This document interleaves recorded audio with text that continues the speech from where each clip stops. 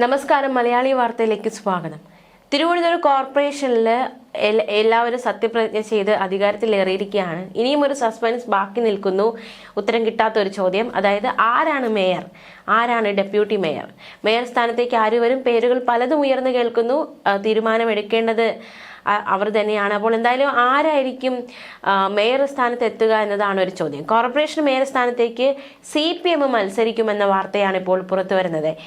RP Shivaji LDFന്റെ mayor സ്ഥാനാർത്ഥിയാകും. കഴിഞ്ഞ ദിവസം ചേർന്ന CPM ജില്ലാ സെക്രട്ടേറിയറ്റ് യോഗത്തിലാണ് തീരുമാനമുണ്ടായത്. ഭൂരിപക്ഷമില്ലാത്തതിനാൽ CPM ജയിക്കാൻ സാധ്യതയില്ല. എങ്കിലും മത്സരമില്ലാതെ BJP കടന്നുകൂടേണ്ടെന്ന വിലയിരുത്തലാണ് പാർട്ടിക്കുള്ളത്.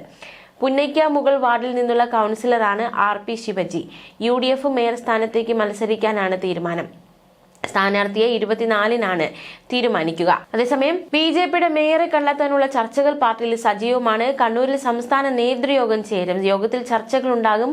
ഡിസംബർ 24-25 തീയതികളായിരിക്കും ഇത് സംബന്ധിച്ച് അന്തിമ തീരുമാനമുണ്ടാകുക. ഇപ്പോഴും VV രാജേഷ്, R ശ്രീലേഖ എന്നിവരുടെ പേരുകളാണ് സജീവമായിട്ട് ഉയരുന്നത്. ആരാണ് ആവുക? മറ്റൊരു സർപ്രൈസ് പേര് വന്നാലും അത്ഭുതപ്പെടേണ്ടതില്ല എന്നാണ് പാർട്ടി നേതൃത്വം വ്യക്തമാക്കുന്നത്. മേയർ ആരാകുമെന്നതിൽ സസ്പെൻസ് തുടരട്ടെ എന്നായിരുന്നു സംസ്ഥാന അധ്യക്ഷൻ രാജീവ് ചന്ദ്രശേഖർ അടക്കമുള്ളവർ കഴിഞ്ഞ ദിവസം വ്യക്തമാക്കിയത്. ഇതിനിടെ മേയർ സ്ഥാനത്തേക്ക് മത്സരിക്കാൻ കോൺഗ്രസും CPM തീരുമാനിച്ചതും ശ്രദ്ധേയമാവുകയാണ്. RP Shivaji CPM സ്ഥാനാർത്ഥിയാകും.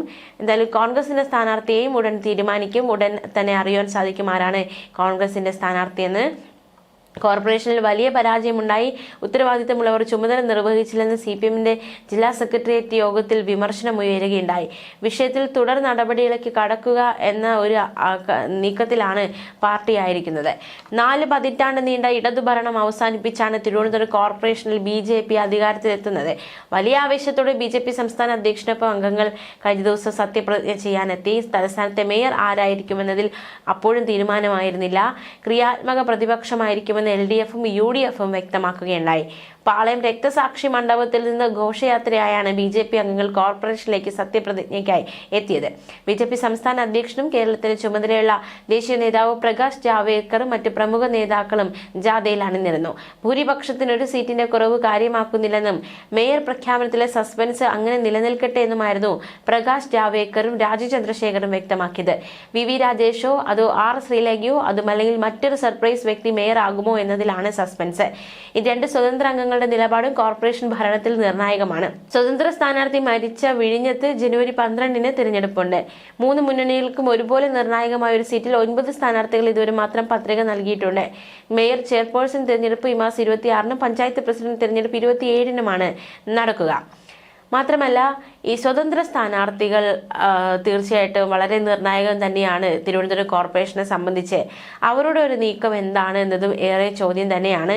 അപ്പോൾ കഴിഞ്ഞ ദിവസം മലയാളി വാർത്തയോട് 2 സ്വതന്ത്ര സ്ഥാനാർത്ഥികളും സംസാരിച്ചിരുന്നു. അവരുടെ പ്രതികരണത്തിലേക്ക് നമുക്ക് ഒരിക്കൽ കൂടി പോകാം. വാർഡിലെ ആളുകളുടെ വികസന കാര്യങ്ങളിൽ എനിക്ക് എന്നെ തെരഞ്ഞെടുത്ത ആളുകളുടെ കമ്മിറ്റ്മെന്റ് ഉണ്ടല്ലോ, അത് നിറവേറ്റാൻ ഈ കോർപ്പറേഷനിൽ നിന്ന് ഏതൊക്കെ മുന്നണികൾ ആരൊക്കെ വ്യക്തികളൊക്കെ എന്നെ സഹായിച്ചാൽ അതിനോടൊപ്പം നിൽക്കുക എന്നുള്ളതാണ് എൻ്റെ. അത് ഞാൻ നാട്ടിലെ ആളുകളുമായി ചർച്ച ചെയ്തൊരു വികസന പത്രിക തയ്യാറാക്കുക. അത് ഇതിന്റെ ലീഡർഷിപ്പ് പ്രബലരായ 3 സംവിധാനങ്ങൾ പാർട്ടികളൊക്കെ ആണല്ലോ ഇവിടെ മുന്നണികൾ, അവർക്ക് സമർപ്പിക്കും.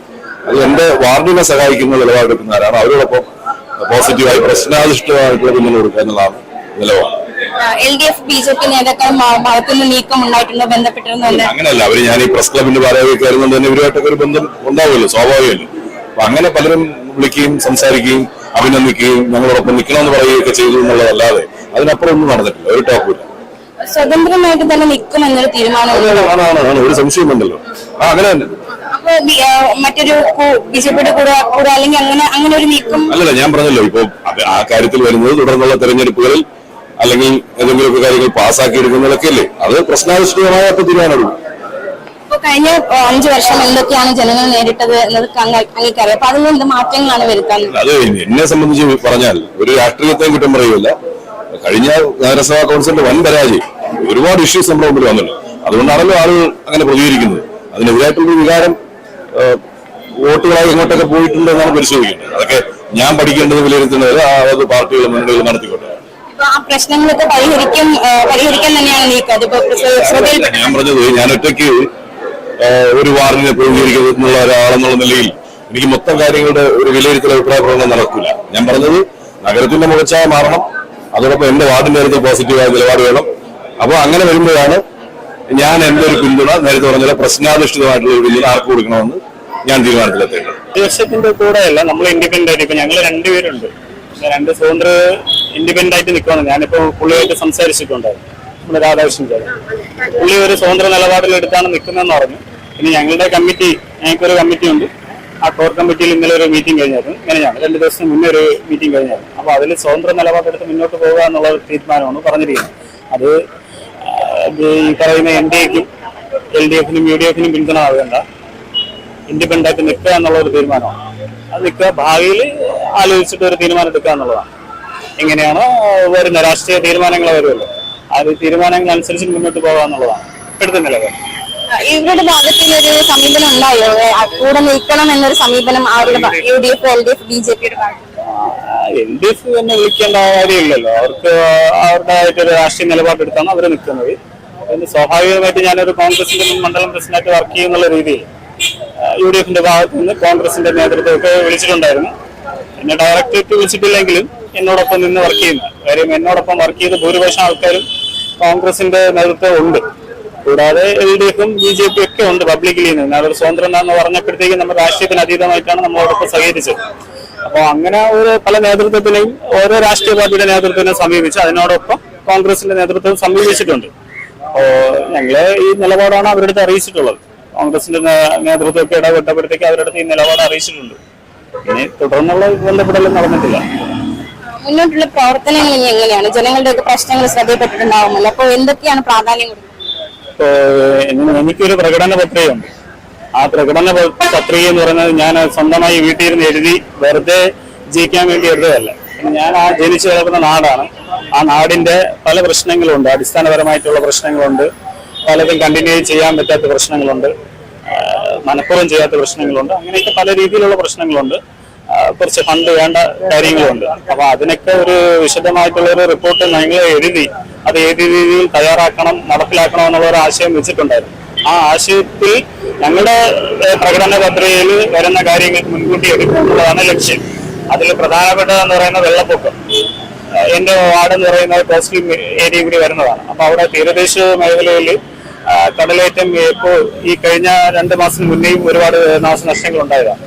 അതവിടെ നമ്മുടെ തീരദേശം കയ്യേറി വരുന്നതുകൊണ്ട് അതിനെ തടയിടാൻ വേണ്ടിയുള്ള പ്രാരംഭ നടപടികൾ പ്രവർത്തനമായിട്ട് അതിന്റെ ഈ പറയുന്ന സ്റ്റേറ്റിന്റെ ആവശ്യമുണ്ട്, കേന്ദ്ര ഗവൺമെന്റിന്റെ സപ്പോർട്ട് ആവശ്യമുണ്ട്.